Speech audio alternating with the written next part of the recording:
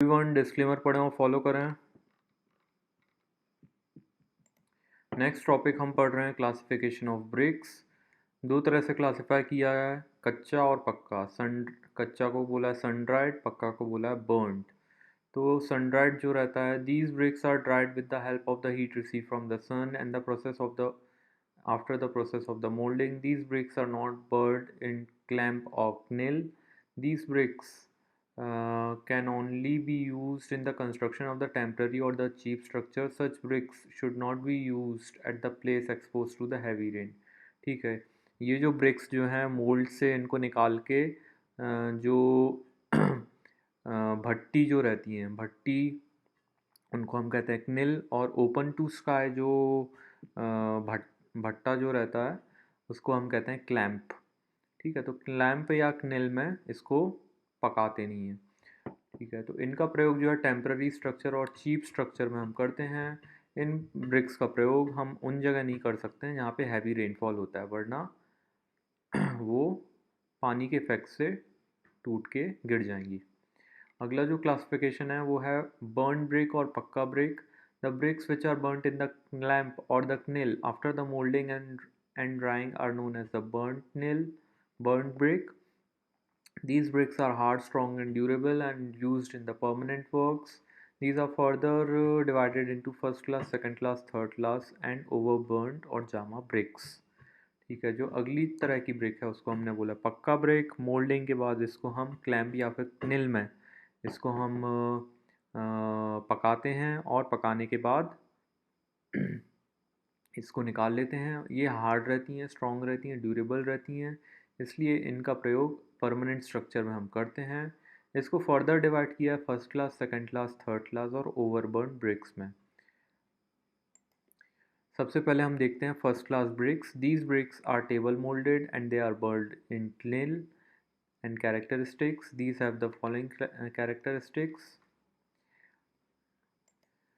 पहली कैरेक्टरिस्टिक्स है कि रेगुलर शेप में होना चाहिए, एज अच्छी होनी चाहिए ना। ये ब्रिक्स जो है टेबल मोल्ड से बनती हैं और भट्टी में इनको जलाते हैं। कैरेक्टरिस्टिक्स अच्छा शेप होना चाहिए, एज अच्छी होनी चाहिए, हार्ड एंड साउंड होनी चाहिए, क्रैक्स नहीं होने चाहिए, स्मूथ होना चाहिए, इसमें कोई भी लम्प्स या फिर क्रैक्स नहीं होनी चाहिए। Water absorption shall not be more than 1/6 of the weight after kept in the water for the 16 hour. 16 घंटे पानी में रखने के बाद 1/6 वेट से ज़्यादा पानी एब्जॉर्ब नहीं करना चाहिए। जब भी दो ब्रिक्स को हम आपस में टकराते हैं तो मेटलिक साउंड आना चाहिए। जब उसको हम पानी में 24 घंटे के लिए सोक करते हैं तो ड्राई करने पे उसमें एफ्लोरेसेंस नहीं आना चाहिए। एफ्लोरेसेंस का मतलब उसमें नमक जैसा पदार्थ जो है उसकी सरफेस में नहीं निकलना चाहिए।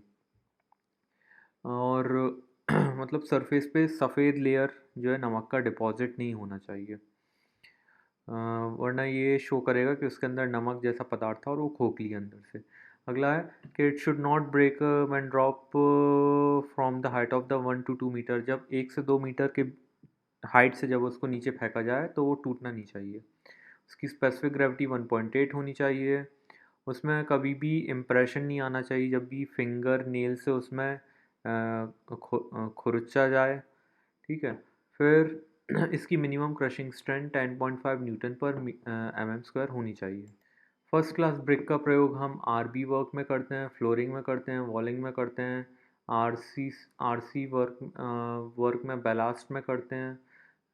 और shaped bricks are use for the carving, arching and coping. ठीक है, आर्चेस बनाने के लिए भी हम शेप ब्रिक्स का प्रयोग करते हैं। गुंबद और जो आर्च है उनका बनाने के लिए प्रयोग करते हैं। सेकंड क्लास ब्रिक है। These bricks are the ground moulding and they are burnt in नील। ये ब्रिक्स जो हैं धरती पे बनाई जाती हैं, है ना, मींस अर्थ सरफेस पे हम इसको बनाते हैं ज़मीन पे ही, और इसको ओपन टू स्काई जो भट्टी रहती है उसमें हम इसको जलाते हैं।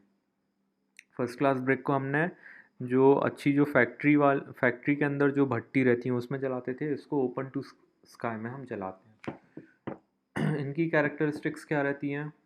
Second class brick are well burn but are irregular in shape. इन अच्छे से पकी रहती हैं पर उनका शेप जो है आड़ा तिरछा रहता है। इनका सरफेस रफ रहता है। इनका एज जो है स्ट्रेट नहीं रहता है। इसमें लम्स और क्रैक्स रहते हैं। इसमें यूनिफॉर्म कलर नहीं रहता है। इसका जो टेक्सचर है वो फाइन और कॉम्पैक्ट और यूनिफॉर्म रहता है ना। जब उसको हम तोड़ते हैं तो ऐसा फाइन कॉम्पैक्ट स्ट्रक्चर हमें मिलता है। जब उसको आपस में टकराते हैं दो ब्रिक्स को तो रिंगिंग साउंड आता है। मिनिमम क्रशिंग स्ट्रेंथ 7 N/mm² आता है। इनका प्रयोग हम अनइम्पॉर्टेंट सिचुएशन में करते हैं, जैसे इंटरनल वॉल्स, जहाँ पे वो नज़रों से बची रहती हैं।